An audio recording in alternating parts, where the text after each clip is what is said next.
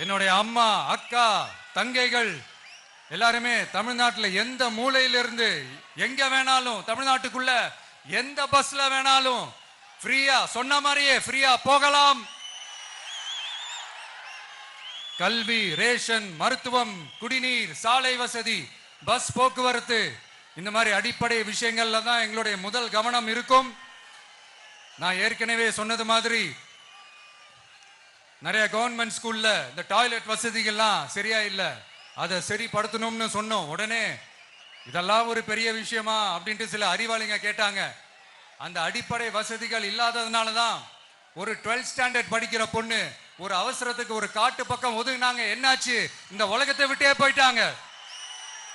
அதுக்கு என்ன காரணம்? இந்த மாதிரி அடிப்படை வசதிகள் இல்லாததான் காரணம். அதனால என்னுடைய தாய்மார்களே, உங்களுக்கு பாதுகாப்பு இல்லாத இந்த அடிப்படை வசதிகள் கூட செஞ்சு கொடுக்காத இந்த தீய சக்தி திமுக அரசை என்ன பண்ணலாம்? தூக்கி வீசி எறிவோமா?